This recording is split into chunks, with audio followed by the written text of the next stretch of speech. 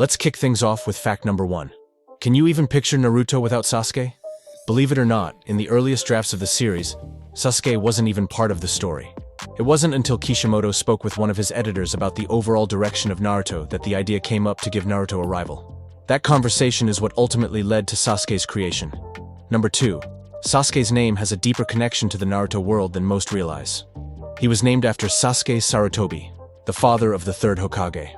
Interestingly, Sasuke Sarutobi himself was inspired by a legendary fictional ninja named Sarutobi Sasuke, a popular figure in Japanese folklore who was said to have been part of a group of 10 elite ninjas during Japan's Civil War era between 1467 and 1603.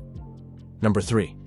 Kishimoto revealed that he modeled Sasuke's character after Hiei from Yu Yu Hakusho. Despite the inspiration, designing Sasuke was an enormous challenge for Kishimoto. He has admitted Sasuke was the hardest character for him to create.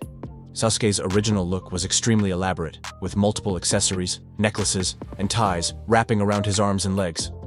Eventually, Kishimoto simplified his design to create a clean contrast with Naruto's bright, bold outfit, making Sasuke's darker, more subdued style easier to draw weekly. Even so, Sasuke's designs kept evolving.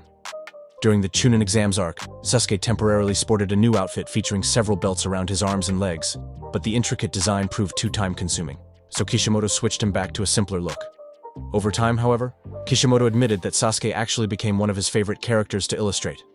Number 4. Sasuke's growth over the series is carefully documented.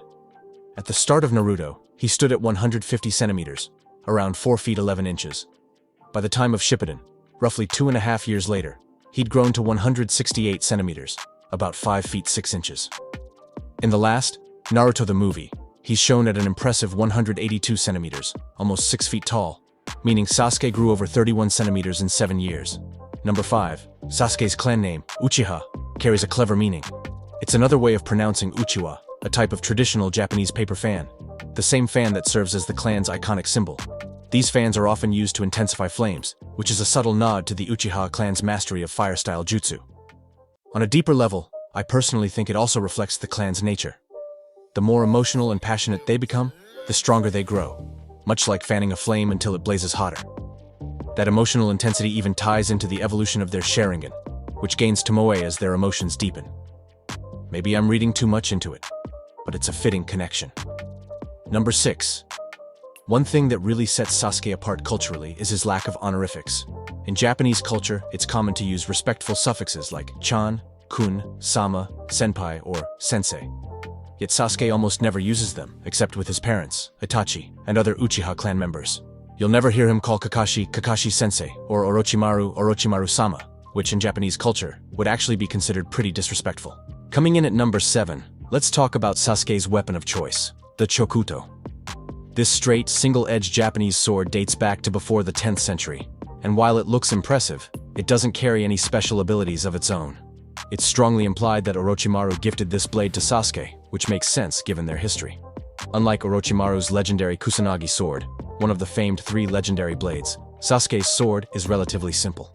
However, his ability to channel lightning chakra through it gives him a significant edge in combat, increasing both its destructive power and attack range.